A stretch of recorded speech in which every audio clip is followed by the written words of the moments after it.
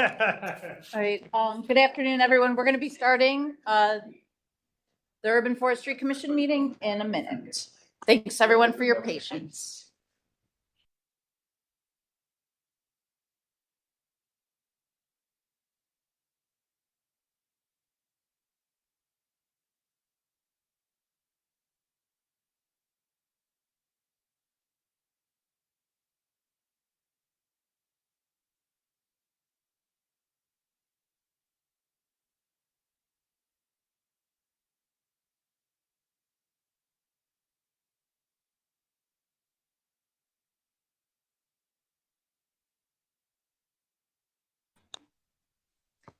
Okay.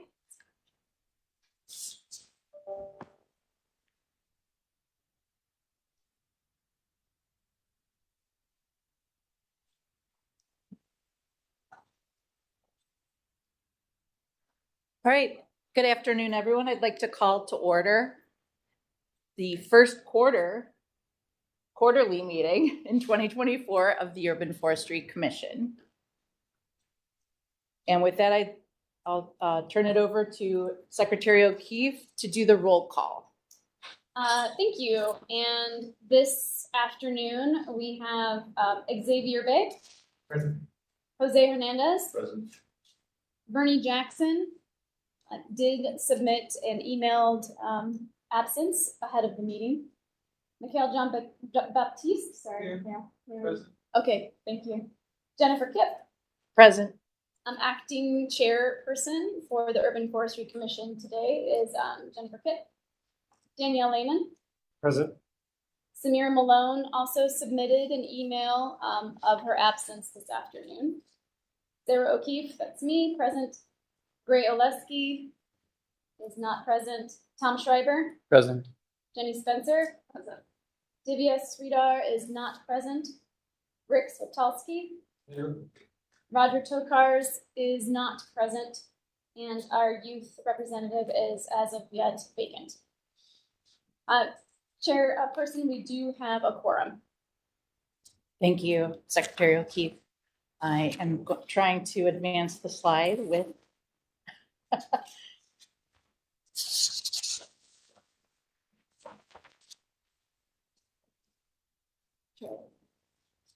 there you go. I didn't do anything. Next. Okay. Thank you. Okay. Next slide, please. All right. So we have the agenda up, and I just wanted, again, just to welcome everyone and Happy New Year.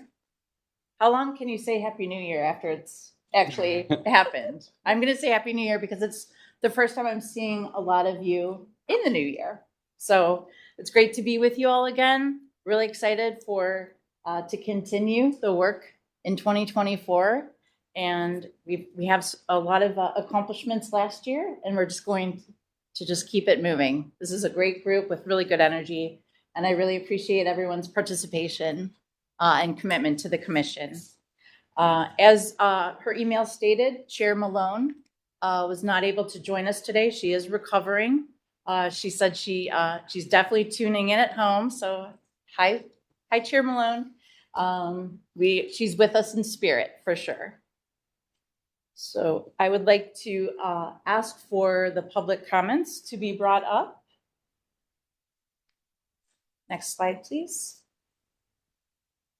Okay. Yeah, it's okay.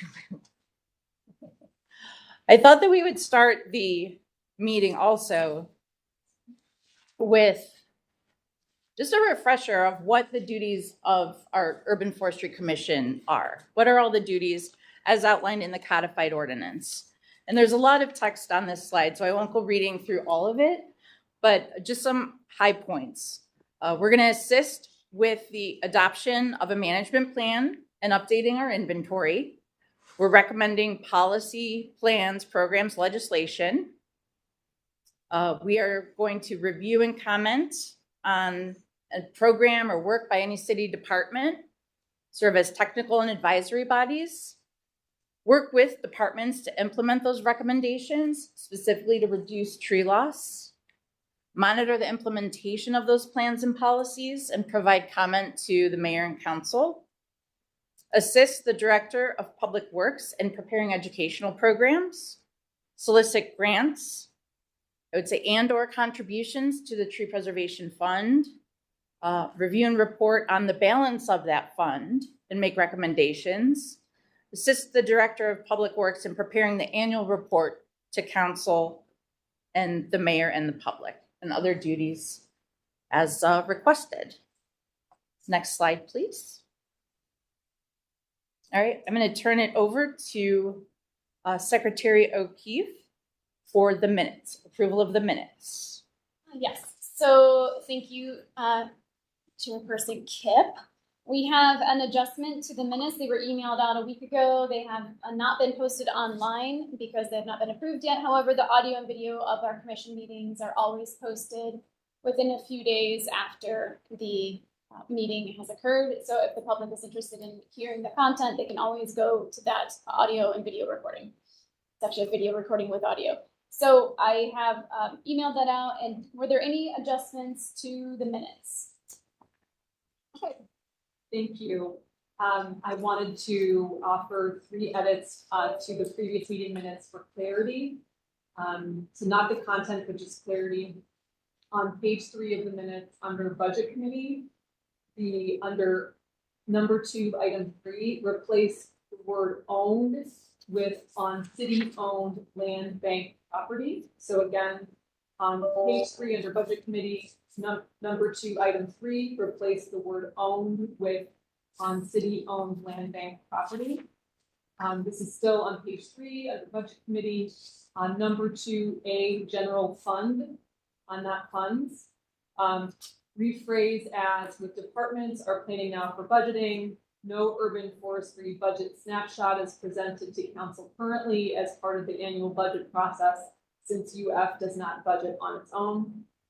And then my final recommended edit for clarity there under general fund would be to change parks/MX to parks, maintenance and properties PMP. And I did email those out and can send them again if it's helpful. And Thank you. we'll commit to sending them more promptly as well in the future. Oh, thank you. And thank you. Any questions about the suggested edits? Okay. Can, well then, given that there are no questions on the suggested edits or recommendations to the minutes from the last meeting, can I ask for a motion to approve the minutes from the October meeting? Seconded. Okay, thank you. Okay, motion has passed. Oh, sorry. Thank you.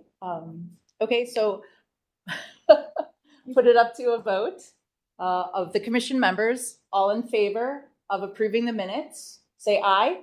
Aye. All opposed, say nay.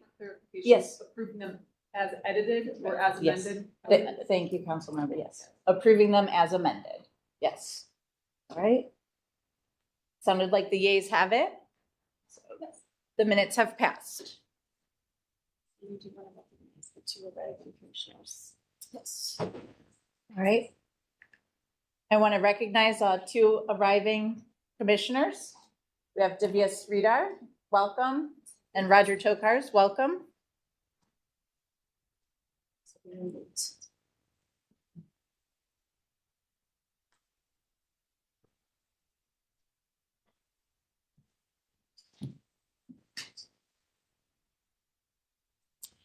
And for Roger and Divya, just to follow along on the agenda, we're on number 5, unfinished business. You're welcome.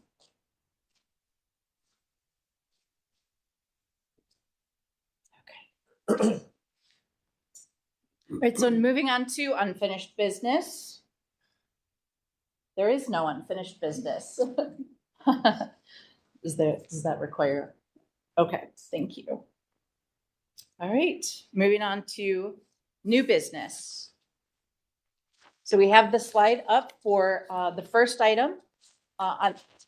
First item of new business is to have the report review the Urban Forestry Committee structures. And I will turn that over to Secretary O'Keefe to take the lead. Thank you. We did provide printed agendas for commission members this time. We heard your feedback. I know we didn't have these in the past, so if you want to take notes on here as well, you'll see that the new business is the first item. On your agenda, it says subcommittee structure.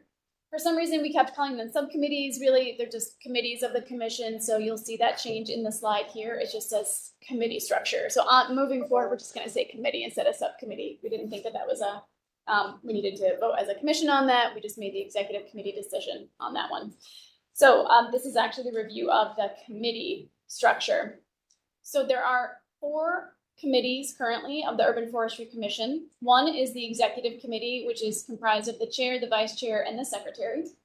There are currently 3 standing committees. They are the policy, budget, and maintenance committee, and you can refer back to previous meetings to understand the scope of each of those committees. The Urban Forestry, and then here we have a subcommittee again, we'll change that to be committee. Urban Forestry Commission committee meetings are internal to the Urban Forestry Commission with report outs quarterly at these meetings. Our first report out of committees was held at our last quarterly meeting of 2023. The committees were formed just prior to that. Who does the work? Committee members are commission members. The chairperson is elected or selected by the committee members themselves. That was accomplished earlier this year. There are less than 8 commissioners at these standing on these committees. That is not a quorum. They are not subject to public laws, public meeting laws, because there is not a quorum, and they are not discussing business. So this is just a review of our committee structure that we already discussed in commission once before. We just wanted to make it clear here in this meeting today.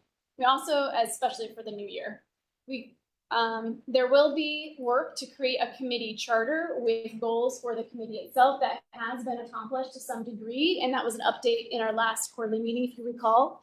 There are templates. We have the secretariat. We will call ourselves the Department of Sustainability. We are the Mayor's Office of Sustainability. We do have a shared drive that all commission members do have access to that drive and the documents for your committees that you're on. And if you have any issues with that, please do let us know. I think that everybody has been fine with that access. Non-commissioned members, this has been a question. This was not a public comment, but this was emailed to us about non-commissioned members participating in committees, and it was also a topic of discussion within our committees. So we wanted to raise this, the executive committee wanted to raise this at this meeting and clarify. So we did research best practices. Non-voting members may be invited, and this is our work going forward in committees. Non-member members may be invited to supplement the knowledge ad hoc. So of the committee members themselves, like we discussed each of our committees, if there's a skill set or a gap in skill sets of the members, commission members, and we wanted to add somebody, that we could invite somebody to provide objective information that goes along with their professional expertise. And that would be on any topic that the committee decides that is relevant to that committee. Once that committee discussion has happened, if the committee themselves, and basically how the committees work, is that they will advance recommendations to the full commission if it's warranted at the committee level. If the committee just has a discussion point and there isn't anything that they want to recommend to the commission, that's fine too. You might just be, at the moment we're all attending Tree Commission Academy training. We're going to get more information that we might want to discuss at the committee level before we make any sort of recommendations up to the commission level. At the commission level is the only level where decisions are actually voted upon and made and then recommended to the mayor and the council in accordance with our rules and regulations. Back to the non-voting members, after there's some objective information shared in a committee meeting, perhaps a committee chair has invited somebody to talk about something very specific. I'm just going to use budget committee as an example. Maybe we would invite somebody to talk about some financial aspect. I might recommend, for example, as a sustainability director, that we talk about elective pay and what that means for the federal funding. We don't have any expertise in our committee currently on that, so I might make that suggestion. So then we would talk about it in the committee. Now, after that person provides any information, if there's any deliberation within that committee, deliberation only occurs with commission members, not with non-voting members. Are there any questions from commission members on that at the moment? And we can share additional details, all of these details in writing as well. Divya, sorry. Dr. O'Keefe, could you share a little bit about the deliberation part? What is, you say that deliberation is limited to committee members or commission members or committee members and not to the members who are coming from outside that we bring for knowledge. And what I mean by that? Mm-hmm. Yeah. So what and I mean, what circumstances they might, sort of an example. Sure, and I do have an example of that actually in my notes. Thank you, Divya. So deliberation meaning if there is a decision to be made by the committee itself to make some sort of recommendation, that deliberation and that discussion is really for commission members. I don't have an exact example, but to continue the example that I had just now, let's say we do invite somebody who has information on tax credit and how that works, the elective pay and direct pay. It doesn't really actually apply to trees, but that's kind of why I'm using it.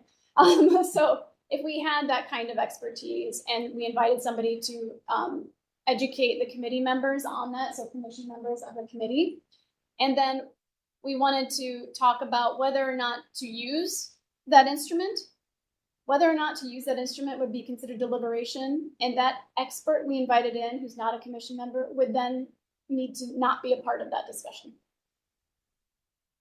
Thank you. Hopefully that's helpful.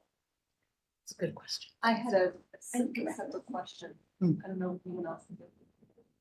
I wanted to clarify the bringing in it's almost like bringing in a subject matter expert for a one-time purpose as opposed to ongoing subcommittee participation. And if it were an individual who was participating on an ongoing basis, would they have a certain category? Are they an appointed subcommittee member? Is there a certain designation for the ongoing participation? I wanted to make sure I understood this sort of subject matter expert, which perhaps may be needed from time to time as opposed to kind of standing for ongoing participation. As a member of the committee, Right. a non-voting member of the committee. Non-voting member.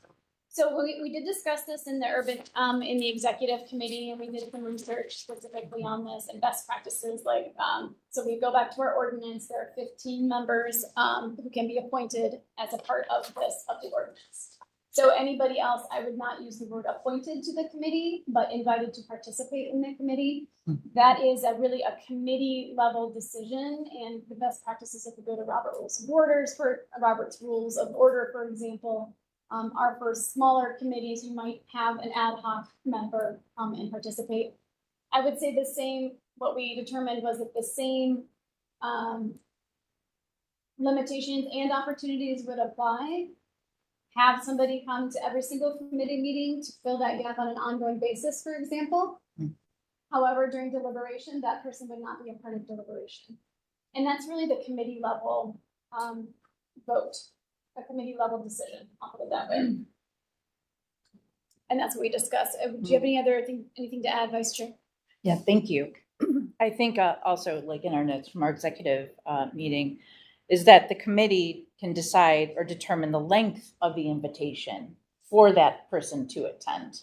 So you may identify someone to come in as SME for that committee meeting, and then ahead of time before the invitation, you'd be clear as a committee what purpose or what gap essentially that invitation, that person would fill, and then the duration that you would like them to participate. And I think maybe a more applicable example would be if you're applying, so one of the duties of this organization, of this commission, is to recommend the application of grant dollars, right? And we had for a minute an ad hoc committee for a specific grant application. So that might be, okay, we're gonna have 3 meetings, and maybe in the budget committee, it would be, we have 3 meetings about this particular grant. Let's invite this person in who, the city helped hire as a grant writer or something, and they can help be a part of this committee for 3 times or whatever the meeting's duration may be. Oh, that's a great example. Thanks. Vivian's question. A clarification on who might be invited. So the process right now is as the committee sees fit for the needs. So we don't have a separate process that we might have to go through to invite non-commissioners into this committee. Is that correct? That's correct. Yeah. And I think if there's a proposed process, I think that would be great. Mhm. The requirements are that they provide subject matter expertise needed by the committee, Mhm. that they participate in discussion about that expertise, and that they not deliberate on the recommendations from committee to the larger commission. An example invitation, we'll send this out as well, is you, XYZ, are invited as a subject matter expert to offer XYZ info relative to this committee agenda item, like an ongoing item, recognizing your expertise. The expertise that we listed as examples would be a practitioner of something, a certified person, a recognized community leader, somebody who has education in that topic, somebody who has training. So a recognized leader in their space just needs to be defined by the committee as why you're inviting somebody. And then in order to present, the invitation is in order to present factual, objective information to the committee. For example, not personal opinions is the idea here. So the analysis part of the discussion is really up to commission members. It is not up to a subject matter expert who is invited in and is not appointed by the mayor or by the council and who applied. This is not an asking extra members to this commission. And I think that's really important. So thank you for asking these probing questions. I would say in addition to deliberation is not the analysis of whether or not to go or no go in a decision like that, but to offer a professional opinion. Mhm. Yeah. And I just also wanted to tag, because I'm very very cognizant that not all expertise comes from formal training. Mhm. Not all expertise comes from a certificate. So that's why we have the word practitioner in there as well. Thank you for the question, Divya. Any other questions about the committees of the Urban Forestry Commission? I would just like to acknowledge and Go ahead. thank the Secretariat for setting up the Google Drives and for all of the great communication. I recognize that's a lot of work and it's been extremely helpful for our committee. So thank you. Absolutely. Thank you for that. I share that. Thank you. I will say we're spending a lot of time on committee structure and structure. In our past couple of meetings, we talked about this in our Urban Forestry Commission meeting, our executive committee meetings. But I really think that it's worth it to lay out these guidelines now, and then the business of the day can be executed. So appreciate that. And if you have any feedback for the secretary position on what we can do to help facilitate, I'm glad that they're useful. They're working. Okay. All right. Next slide, please. All right. At this time, oh, I'm sorry. Go back to thank you.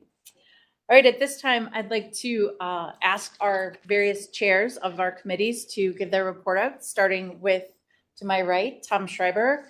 He's our chair of the policy committee. Thank so you. If you have some things to share, thank you. Sure.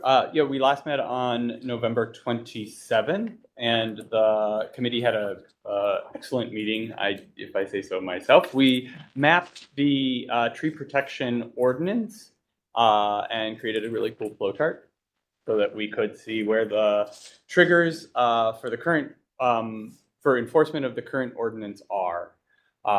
We also reviewed our catalog of ordinance that we've been collecting with thanks to the Ward 15 Steering Commission for doing most of the work in providing ordinance and reference to ordinance. We identified that there are two ordinances that we don't have in our catalog right now, the sidewalk ordinance and water pollution control ordinance, that we want to bring into the scope of our committee.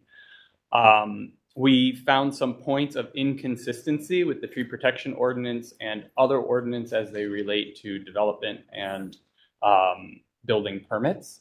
And we look forward to meeting again this Friday with that as the main topic of our agenda, those points of inconsistency, and look forward to continuing to explore enforcement of our current tree protection ordinance. Can I ask a quick question? Of course. Have you put that in the Google Drive by any chance? And would you be willing to share with the rest of the commission members? Absolutely. Thank you. Great. Are there any questions for Tom, the chair of the policy committee? comments? Okay. All right. Thank you so much, Tom. Looking forward to our meeting on Friday. All right. Next, we have the chair of our maintenance committee, Dan. Well, hi, everyone. So the next step for our committee is to hear the voices of the people through neighborhood walkabouts. And it's modeled after what Mayor Bibb did with his safety walks when he went to the 5 different districts, police districts. So we want to put boots on the ground, talk to residents and committee groups where they are in the neighborhood. We want to hear their concerns so we as a commission can help drive the agenda towards positive change. And we have within our committee, we have good contacts such as Gray, who lives in South Village, myself, West Side, your West Side, Mikhail over on the East Side. So that's our plan during the next quarter. And I don't know if you want to add anything to this, Jennifer. Yeah, thanks. Thank you. Yeah, I think we've had some really great conversations in the maintenance committee. And one of the questions that I think is recurring is that what does maintenance mean, right? And I think it means different things to different people. And so that's kind of what like prompted our decision to go out in the community and to actually talk to all the residents and stakeholders. And thankfully, like Dan mentioned, we have people on the committee and on the commission who are those like trusted messengers in the communities. So we are starting in the footprint of Burton Bell Carr with Mikkel's help, and then moving on to the Slavic Village neighborhood too. Yeah, and we're working with the CDCs to put out a communication so that residents know that we're coming, and we'll learn from them and learn what's important, and then go from there. So, yeah. Any questions? Yeah, I do have a question. Please. I think that's a really neat goal, and it's really fun. And how can other people on the commission participate without having it be? I guess this is my main question. Do you see this? Does the committee see this as a info gathering kind of thing for the purposes of the committee itself? Correct. Correct. Okay, got it. One of the couple of things that we're doing, and the reason I'm asking, because we're also going to be working with CDCs on the climate action plan and reaching out. So I think the communication of the intent of that gathering, it would be really important in phrasing, so that people aren't like, wait, what's this? What's this again? Sure. Okay. Sure. Yeah. Good point.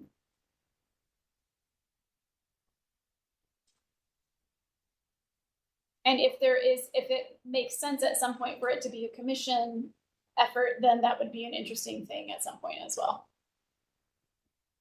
If I may add, I think that might be a welcome opportunity for commissioners to walk. Basically, it satisfies 2 purposes. One is for us to just hear and understand what maintenance needs are directly, but it also helps us understand from residents what it means for them to have a trust in a tree process, and what a tree means to them beyond just a tree in terms of a liability, in terms of a benefit. How do they see it, and where are they coming from? That helps all of us inform from our different seats how we sort of advocate for resources. When we're looking at the forestry and urban forestry, we're thinking about it as a shed that covers across the home and the roof and across the sidewalks, hearing overall what the concerns sound like. So that gives us a direction forward. Okay. Thank you for that, Claire. I appreciate it. And one more suggestion, and maybe it can be tied, I'm not sure, the Tree Commission Academy training that everybody's doing. I know that we did something that was training, and if that gets wrapped in somehow as a project, I'm not sure if that is eligible or not. So based on what I heard from Divya is that as the committee members of the maintenance committee will be extending the invitation to all of the commission members when we have those neighborhood and community walkabouts. So great. Okay, and last but not least, we have a report out from Council Member Jenny Spencer, the chair of the Budget Committee. Thank you very much. The Budget Committee met on December 15th. And we did, the beginning part of our discussion was around receiving updates on the ODNR IRA funding grant request, but I know we're gonna be hearing about that as an agenda item here, so I won't delve into details on that. But as a budget committee, we did have an opportunity to get an update from you, Jennifer, about the status of that, and from Director O'Keefe around the status of that, the grant application and development and what was anticipated. I'm looking forward to hearing the update today. And then we spent the remainder of the meeting really talking about, I refer to it as the work order backlog. That's maybe not a very exciting way to phrase it, but essentially there is $2.4 million, give or take. That number changes, right? It's a fluid number. That's roughly what it was a month ago. When it comes to right-of-way tree removal work orders and critical pruning work orders that are in the urban forestry system. On top of that, there is approximately another 400,000 plus that is for right-of-way stump grinding. But the committee really talked about that 2.4 million being the priority because the human health and safety is the obligation of the city. But then I indicated on behalf of council that council also has a high degree of interest in addressing the stump grinding backlog as well. So when you take it as a grand total, it is approximately 2.9 million in work orders that still need to be funded in order to just catch up with what is in the right-of-way currently. It's also worth noting that that is a complaint-driven volume. And that is very different than an ongoing maintenance cycle to maintain the urban forest. So I'll come back to that as I conclude my report out. So we really just got grounded in those numbers and a snapshot of the current backlog. And what are the options for addressing the backlog? I think that the administration, this commission, and city council all recognize there is an absolute need to address that backlog. It's really been, funding has not been easy to anticipate or consistent year to year. It's been hard to anticipate what will be available.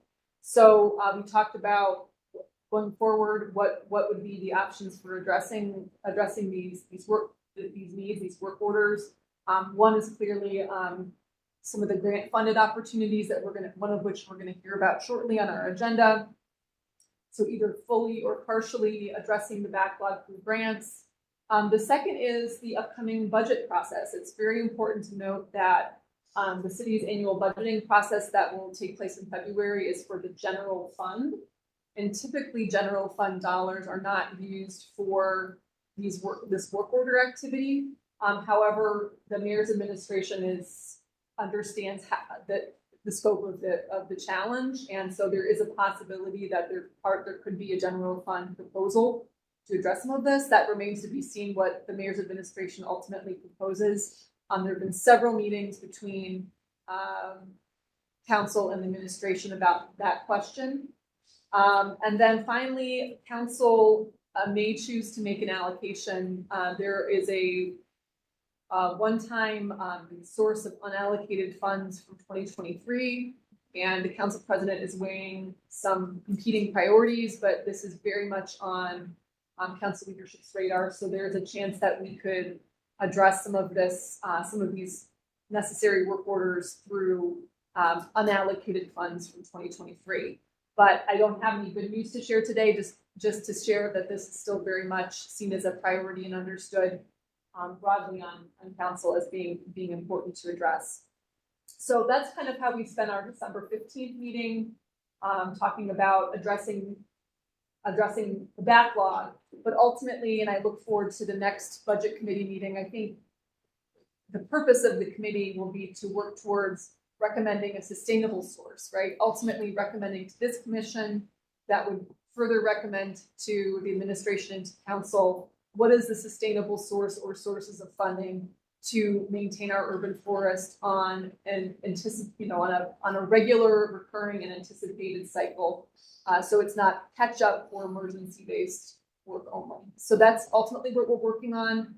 But I think one major accomplishment, if I can speak for the committee and thank all of you who served on the committee, keeping this issue at the forefront, I think keeping it top of mind for those who will ultimately make decisions about the budget is really important. And I think we're well on our way to elevating this as it's an important conversation at City Hall. So I think that has had tremendous value, and I will look forward to our next quarterly commission meeting. The budget will have our budget deliberations will have already happened, and hopefully can provide a more substantial update next time. Yeah. Thank you so much, Councilmember Spencer. Are there any questions from the commission members? No, I'm on a roll though, so if I may, just one more thing, as a member of the committee, and just thank you for explaining the different options that we discussed, and just for clarity and for the minutes, our committee is not making any sort of recommendation for this body at this time. Not at this time. So we did not opt to make a formal recommendation to the commission for the current budget cycle. We're going to see whether we move the needle based on the internal discussions, and then I think the committee should, or the commission should consider, though, making formal recommendations going forward. And then the minutes are available in Google Drive for review if anyone would like to review them. Great. Great. Seeing as there are no questions, we can move on to our next agenda item. And thank you, Councilmember Spencer, and all the chairs, Dan and Tom. Thank you for all of your work. I've definitely enjoyed participating in all the committees. Thank you so much. Next slide. Okay, so as Councilmember Spencer mentioned, the grant application, and we should all be aware that the city did apply to the Ohio Department of Natural Resources. Secretary O'Keefe did send out an email. We're kind of up against a deadline of December 29th, and we needed the commission's support. So thank you to those of you who replied to that email.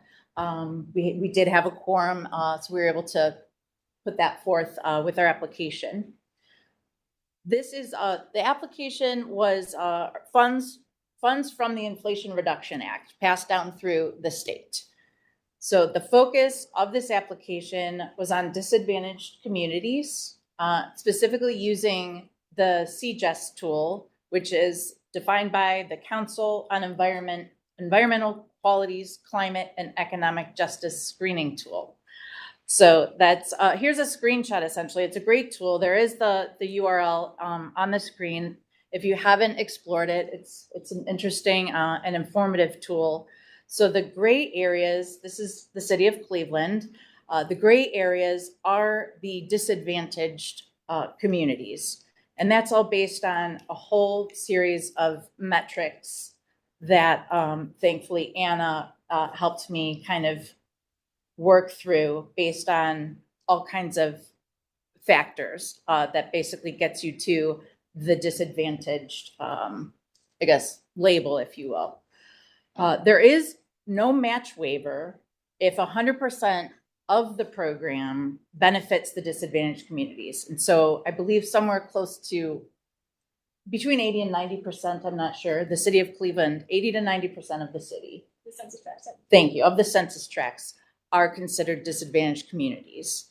So with that, I'm sorry, the awards will be announced by the end of this month. Next slide, please.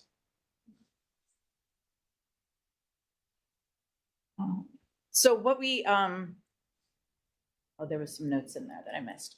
Basically, you can apply for up to $1 million if your grant is going to benefit 100,000 or more of the population in specific census tracts.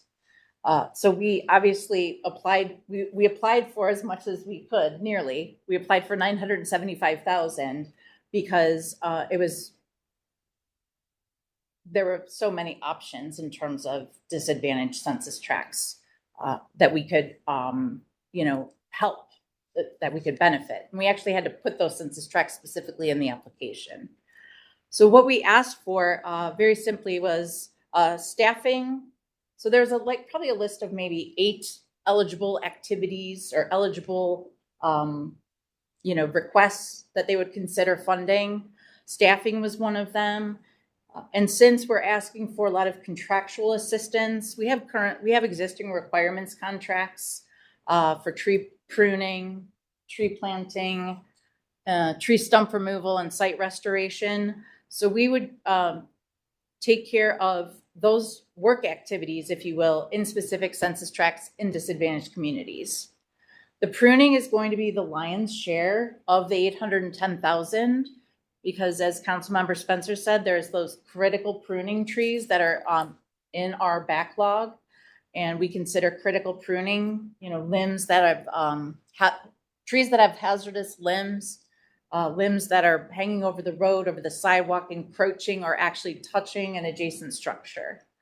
So that would be the bulk of the contractual services amount of 810,000. The tree planting and tree stump removal, those numbers could be somewhere around 100 tree plantings, 100 stump removals. So we're not going to get all of them, but we're targeting, based on what we need the most. And also this grant application had to include tree planting. That was a requirement of this application. The staffing position is if we get this award and we have 800, needs water. We have 810,000 available for contractual services.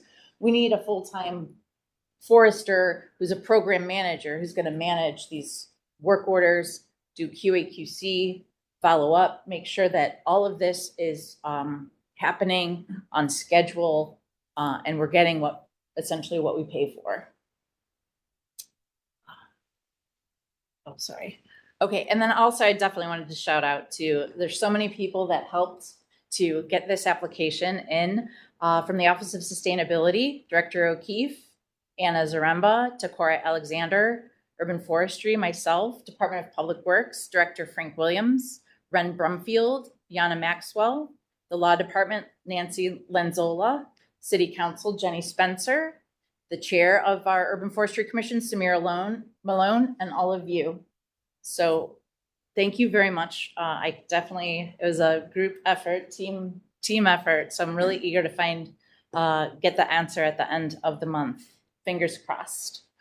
Are there any questions on what I presented before I'm going to ask for a formal vote in support of this?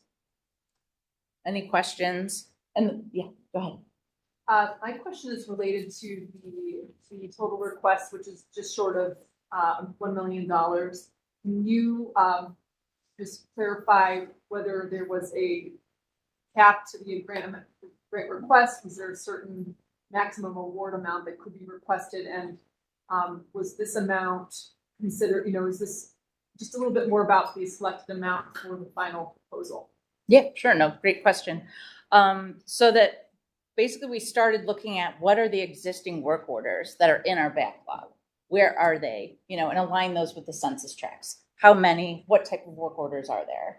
And we just separated it by, I think, ward and how many stump, how many critical prunes, how many tree planting requests. And we use that as our guidance to determine the ask here.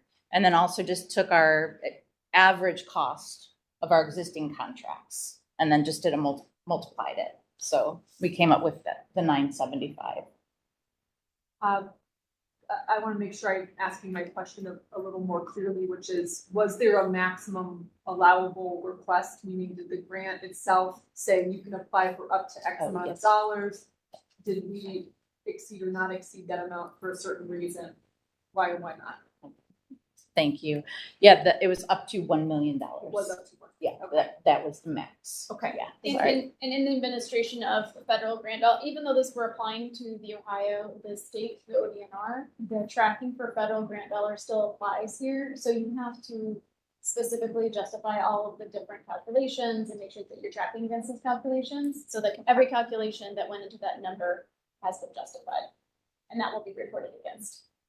I believe you also stated that they might not award all of the funding and Correct. that if they don't, they would communicate that. Is that right? Yes, that is correct. Thanks for bringing that up as well. Yeah. So if we ask for 975, if we do not get it, then ODNR said that they will let us know. They'll reach out to us. They'll have a conversation. You know, maybe they'll say, we can't give you the full amount, but we can give you this instead, because we have all these other applications in Ohio communities that we're trying to serve. So I appreciate that they're willing to do that.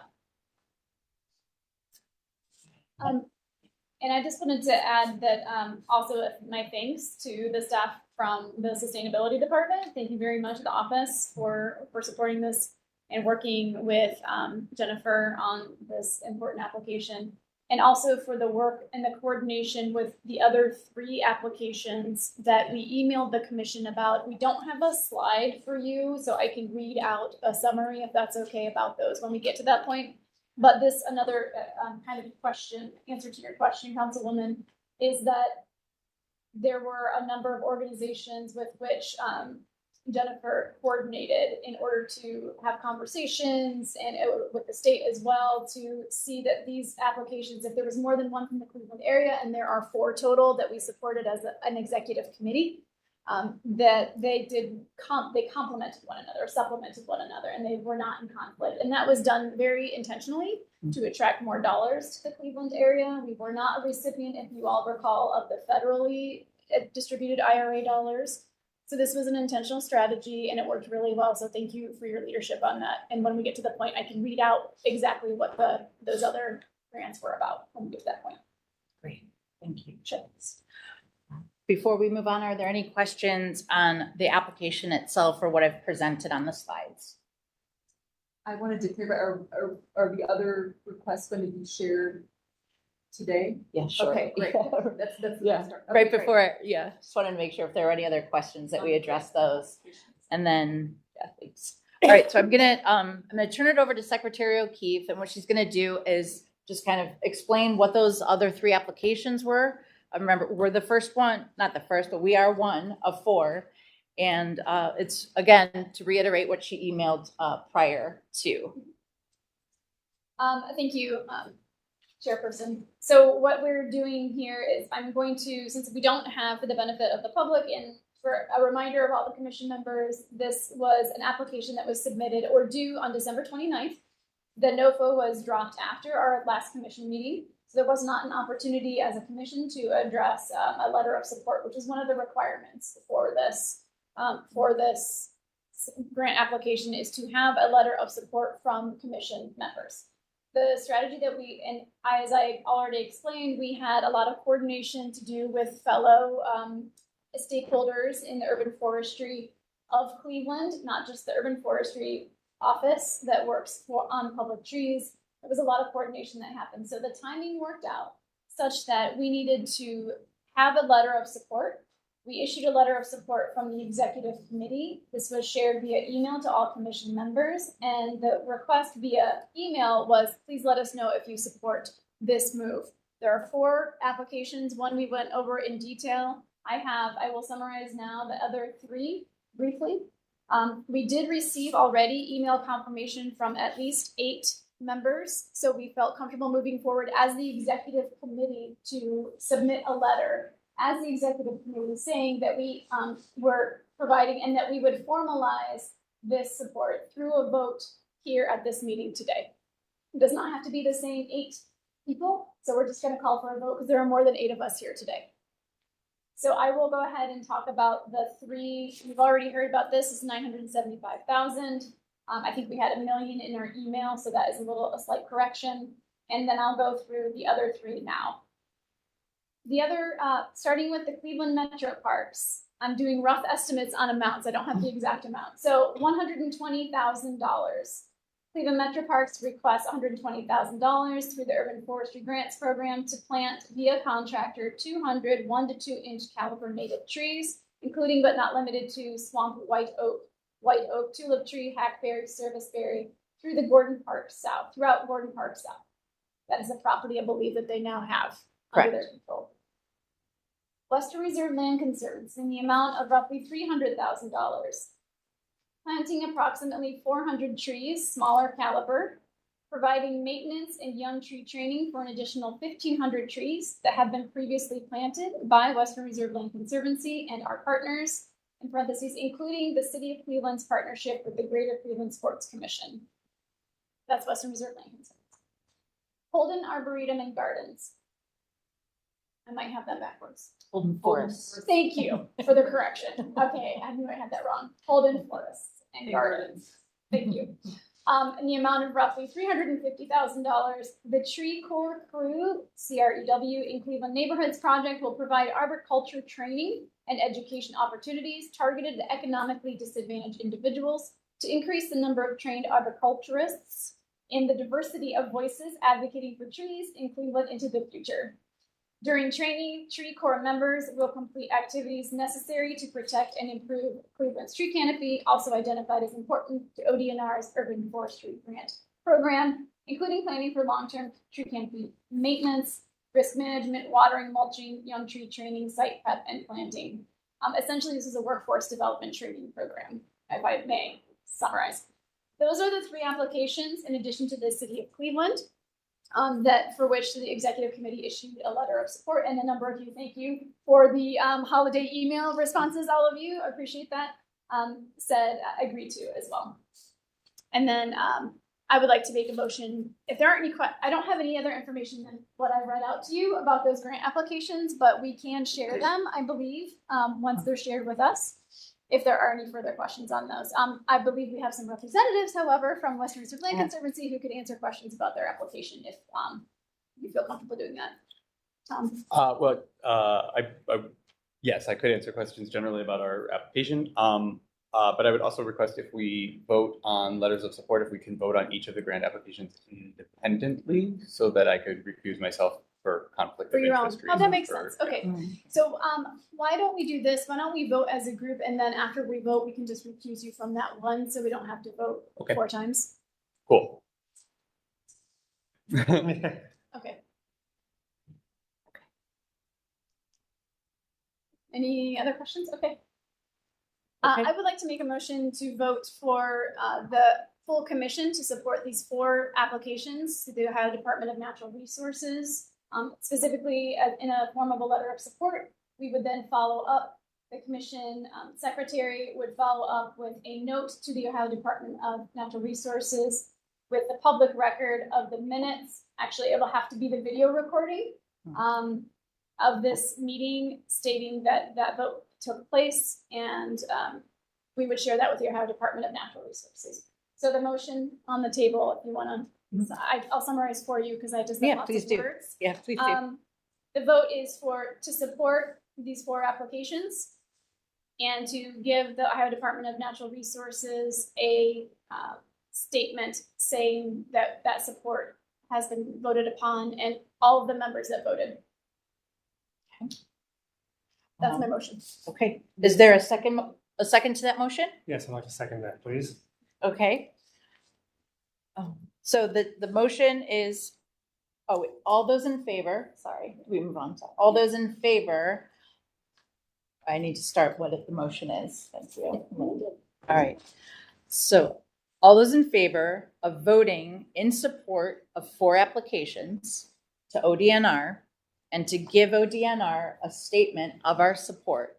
All those in favor of that motion, say aye. Aye. All those opposed, say nay. Okay. The motion has passed. The vote has. And Tom, did you want to raise? Yeah, I vote in favor of the 3 of the applications, and I guess present. I don't know how to vote for to not and recuse myself from voting on the 3rd application on the Western Reserve Land Conservancy grant application letter of support. Okay. It's noted. Thank you. Okay. Thank you, everyone. We just do a round of applause because we just applied for like over $1.8 million. For the city of Cleveland. Deadline's right over Go Cleveland. holidays. It's the Thank holidays. you to everyone who Woohoo. That's right. Thank you. Thank you for that. Okay. Next slide. please. Oh, yes, Divya. Sorry. Before we move on to the next one, Chair, Kip today, would we consider a process for us to think about the approval and letter of support from the entire commission as an executive one or as a as one that is signed by all members? Are we going to consider a process, or is that going to be determined case to case, ground to ground? My proposal would be for us to consider a process that we can decide upon upstream, so we can determine timelines that we need to have, and time-sensitive processes in the absence of a full process as well, so we can think about this. So we have a process to look at. Yeah, absolutely. Thank you for that. I agree. Yeah, having a process would be great. We can add that for discussion either at our next meeting, or we can have The executive the committee executive meeting, so to committee. speak? Yeah, Okay. yeah. The executive committee meeting, we'll add that to our agenda. I really like the suggestion. It's great. And that might be, and we can talk about this, but that might be a good process for the budget committee to discuss also. That's, Right. Okay. Okay. okay, we'll add that to our Thanks. executive committee agenda. Sure. Mhm. Yep. Yes, please. Noted. Thanks. Thank you. Okay. All right, we're moving on to form-based code. So one of our chief city planners, Shannon Leonard, she's the chief planner for zoning and technology for the city of Cleveland. We asked her to come speak at this meeting today, and unfortunately she was unable to join this meeting, but definitely she expressed interest in giving a bigger presentation and presenting to the commission at the next meeting. So I'm just going to give you a basic overview. I attended a meeting with some sustainability folks, Completing Green Streets, Phil Kidd, and Anna. Last week, Shannon gave us like an internal presentation on form-based code. So here I am to give you the very brief, truncated version of that presentation, just as an introduction.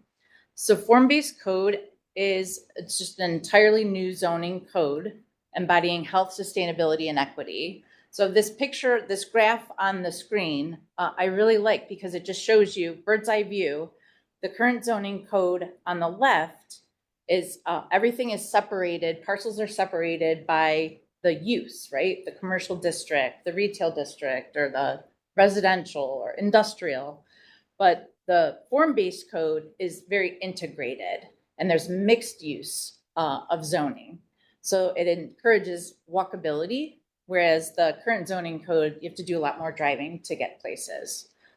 So if this right now is going to be, there's plans to pilot this this code in sections of the Detroit, Shoreway, and Kudell neighborhood, the Huff neighborhood, and along Opportunity Corridor. And if that pilot is successful, then the new code will be expanded to cover more parts of the city as the new neighborhood plans are developed. Next slide.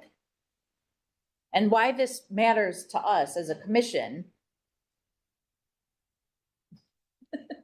Why this matters to us as a commission is because there are sections of the code that do pertain to the right-of-way and tree lawn widths and tree spacing, and where is there room for trees, streetscape, like amenity space, which is kind of, this again is a slide that is pulled out of the actual draft code.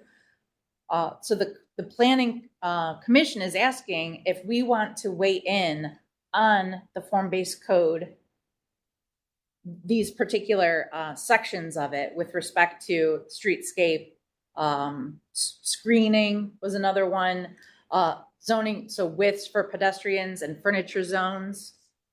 Take a sip of water. And the first question I had, I know the slide is probably hard to see, but the furniture zone is just like that gray rectangle, like right off the curb in the image to the right. That's called a furniture zone. And that used to be called the tree lawn, right? So that's one of the things that we were talking about is there space in the furniture zone for trees? And how much with it, can we play with? So those are the kinds of questions that we were asking. It was a really great conversation. And then we left the meeting with kind of, a request from Shannon, please review these specific codes internally, sustainability, MOCAP, E&C, urban forestry, and then let us know, go back to Shannon, let her know if the commission would like also to weigh in and review these specific sections of the code. Any questions? That's really all I had. Like I said, it was, I am definitely just had training on this last week. So I have a lot to learn, but it's a little bit more manageable, seeing as how she wants us to just kind of focus on these codes that pertain to vegetation, trees, and things like that. So I heard, if I may, Chair, Please. I was really excited to maybe attend this meeting and wasn't able to, but I'm glad that folks from sustainability and a lot of the departments were able to attend and kind of get a global understanding of how it pertains specifically to green infrastructure, like completing green streets, I know, and sustainability and trees and stormwater infrastructure. And I think the tree conversation, is there a specific area within this section that might be more pertinent to the commission's role than others, or is the ask to give feedback on all of these sections, specifically when we're talking about trees? Thanks for the question. So the question from Shannon, she wants urban forestry and MOCAP and sustainability to weigh in internally. And then as far as expanding it out from there, I guess whatever, what would be more relevant for this commission would probably be like the streetscape rules and regulations. I don't know about the screening or living walls, but widths, certainly widths for pedestrian and furniture zones. Plant and plant materials, yeah, for sure. Let's just make sure that there's no, that they're following guidelines and staying up to date on, not planting invasive species and things like that. So there are some that can be pulled out of here that'll be more relevant to the work of the commission. And I'm happy to, so we have a meeting set up internally next week to review these sections of the code. I'm happy to, once we have that internal meeting, I'll be able to kind of pull out even further, what would be appropriate for this commission. Does that sound good? Okay. All right. Are there any questions about form-based code? I mean, other than all of, 10, 20, 30, which I probably won't be able to answer, but is there an interest in having Shannon come and present? Is that something we need to vote on, Yes. Secretary? Making a motion on, yeah. Okay. Okay. So we have a motion on the floor to vote to bring Shannon Leonard in from Chief City Planning to take a deeper dive on form-based code with us. That's the motion on the floor. All those in favor? Oh, wait. I'm sorry. You'll second it. Yeah. Sorry. And did you motion? I second. That's fine. I seconded it when someone introduced the motion. I'm sorry. I didn't hear you. Okay. No problem. Got it. So Okay. in the motion, very specifically, if we want to have some discussion on that, Mhm. is to invite Shannon Leonard to present to the commission members for feedback. My understanding is the timing of that is kind of key. That there is some feedback that was, this is why we're trying to have Shannon come to this meeting, is so that we can give some feedback in the moment. However, if we have a special meeting and we have any recommendations, then we need an actual meeting to call a meeting. I think it should be, my motion would be to schedule a meeting with Shannon as a special meeting of the commission. Mhm. And we could potentially do it virtually as opposed to in person because it's a special meeting. And that would be more likely that we could attend in the timing fashion that I think is desired.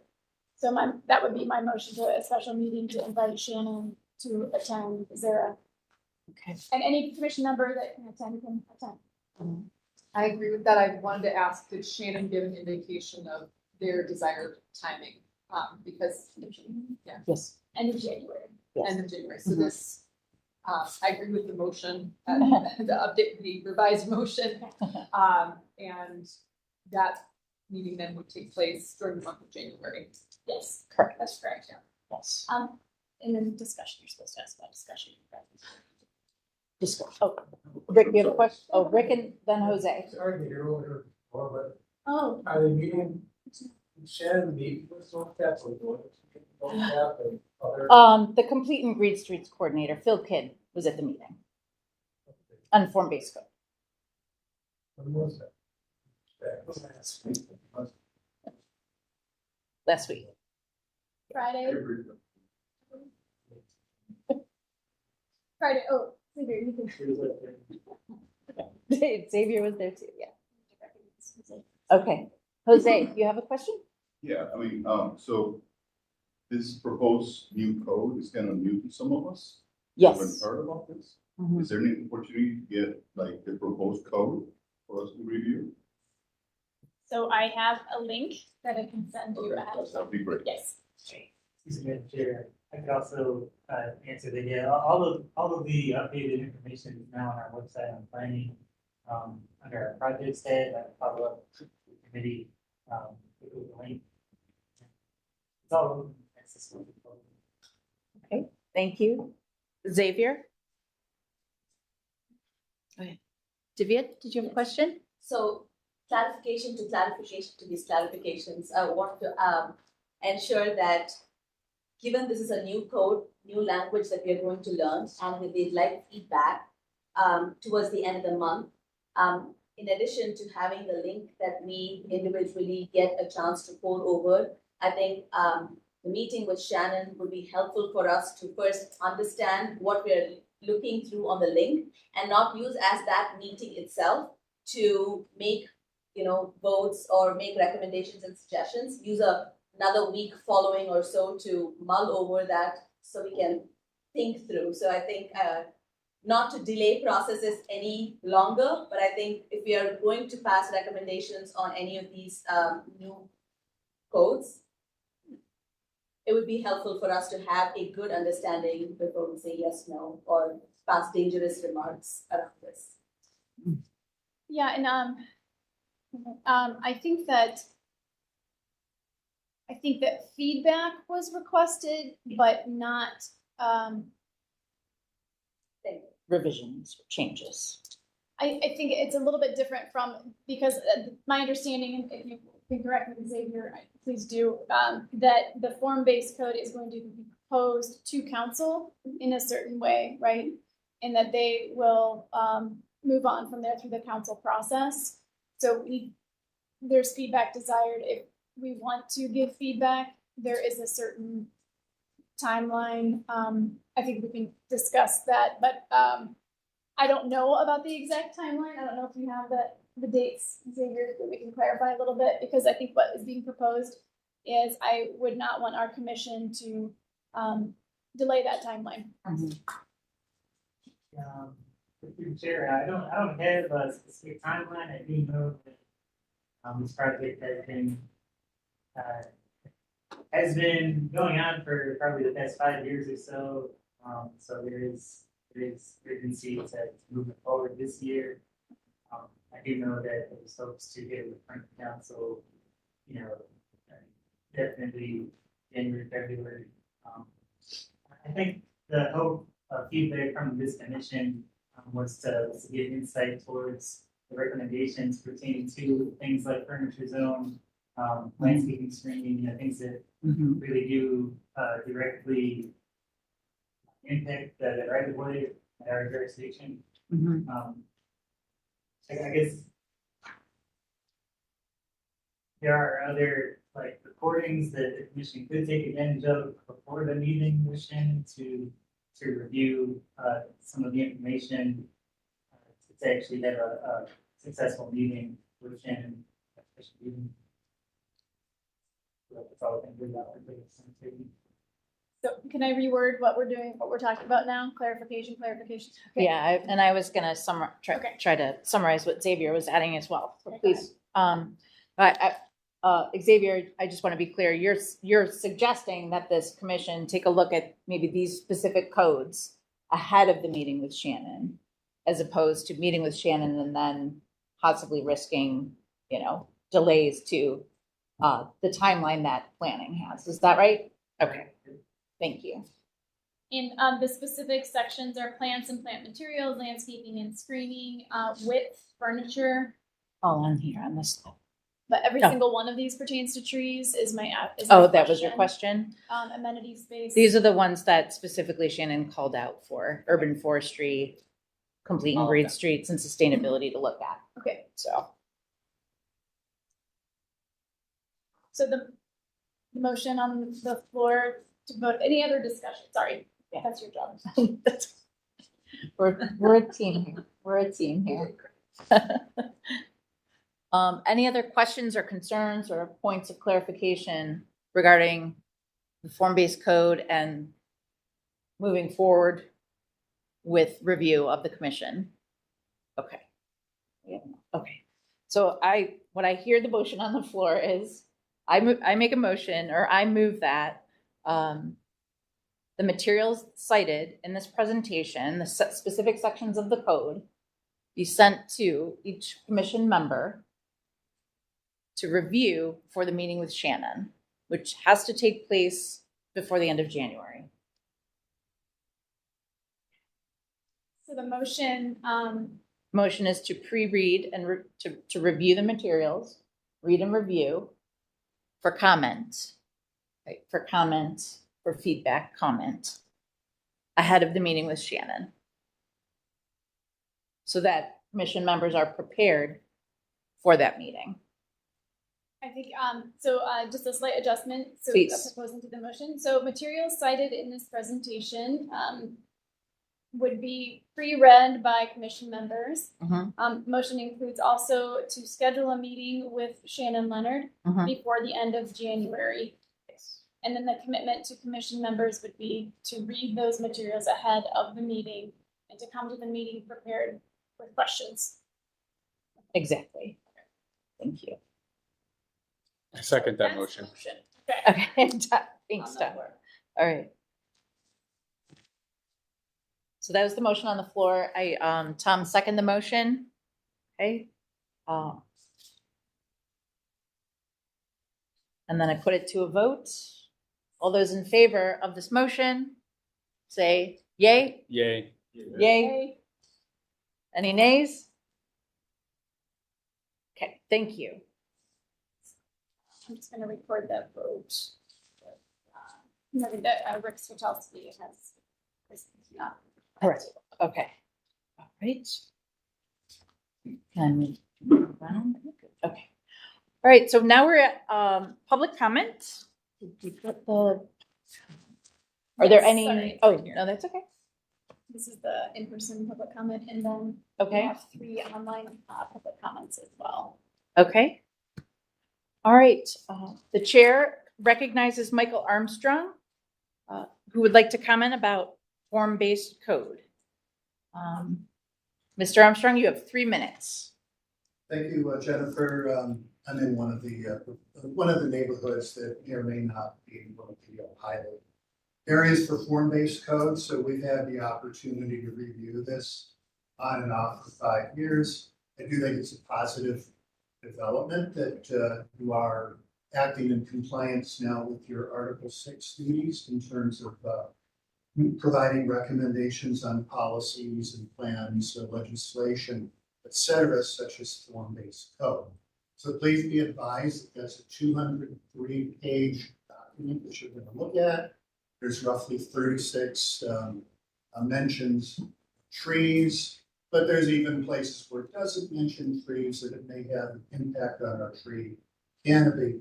Anyways, and you should also note that according to the form-based code proposal that they have, at least in terms of the intention, city planning says it's about promoting one of the 14 items, promoting the preservation and enhancement of the city's tree canopy. So I do hope you'll look at it very carefully and take the time that you need and not do it under their timeline necessarily. If you need more, In particular, also to look at the furniture zone, tree lawn, and question why, hey, let's change the minimum width regarding required for street trees from 4 feet to 6 feet, 33% change. So I'd like to know what impact that would have on my community, my neighborhood, and other parts of the city. That's just one small detail to take a look at. But I just would like to charge you with going deeper than just that. You take the time to do. Thank you. Thank you, Mr. Armstrong. All right, the other comments we have were online comments, which I will read. Is there? Yes. Okay. So our office nature-based solutions manager from sustainability can read them out loud or pass them to you to read on the mic. Yeah. Anna, would you please bring me the public comments from online so I can read them?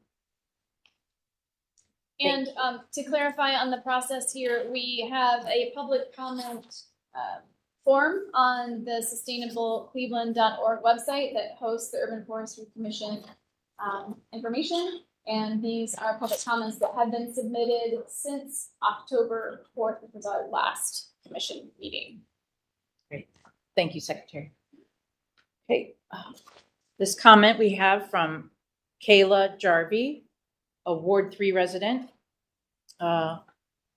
I live on East 49th Street in the 44103 area code, and the trees on the fence of the abandoned building are blocking and overhanging the sidewalk. When will these be removed? The next comment is from Taliesin Hogg. I'm not sure how to pronounce it. I apologize. Ward 4. Statement. I live on Luke Easter Park, which I believe is the largest tree space owned by the city of Cleveland, and I'm concerned about the apparent lack of new plantings to maintain the tree canopy in this park, as each year we lose several mature trees due to storm events, and in the 30 years I've lived here, I've never seen a new one added. Which park was that again? Luke Easter Park. And the last comment we have is from Terry McNeil, a Ward 7 resident. His comment: when will we hear about a proactive tree trimming program for trees that overhang the road, for trees that hang over the roadways and sidewalks? When will we see a program that addresses the broken and fallen trees in vacant lots, as well as overgrown bushes and underbrush that blocks our sidewalks? Okay. That is all of the public comment that we've received for this meeting. I do have a note to read about public comment. Public comments are recorded as a part of the commission meeting at the discretion of the chair. If comments pertain to city operations, the appropriate departments have been asked to respond to the commenter. Other comments or questions are reviewed by the executive committee and, if warranted, recommended for further review by commission committees. If committees may recommend a response of the executive committee or full commission.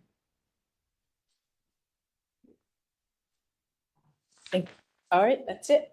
Okay, thank you, everyone. It's 5:20, so we're gonna probably move to adjourn a little bit earlier. I just want to thank everybody again for their time. And oh, I'm sorry, Jim. I actually Yes, wanted do you have a question? Do we typically have a miscellaneous on the agenda for? Oh, do we? I don't know if Okay. it's a standing agenda item. I can't remember if we have or not. I did have a miscellaneous question if time Okay. allows. Time does allow. Okay. Yes. Great. Please go ahead with So your I question. recommend miscellaneous, if we want to do that going forward. Yeah. I simply wanted Yeah. to circle back to the beginning of this meeting. I appreciated the the opening slide talking about just reiterating the duties of this Urban Forestry Commission. And one of the duties and responsibilities related to an annual report. And actually I had forgotten that was one of our duties and responsibilities. Yeah. So just wish to flag that and ask about, in terms of moving forward with that, are we, how time bound are we on such a report, and when would that proceed? So it's more of a question, but I appreciated the Reminder. Yes. Right. Yeah. So, Thank you. Same. so I think that would be something that the executive committee, we can take back to the executive committee and discuss about, specifically, what does it entail? When does it happen? And what needs to be included? And if we have any volunteers to write it. No, I'm just kidding. Thank you. Thank you, council member. And as the secretary, the Office of Sustainability will add miscellaneous to the standing agenda. Thank you. Right. Thank you. Okay. Any other questions or comments even? Mission. Okay.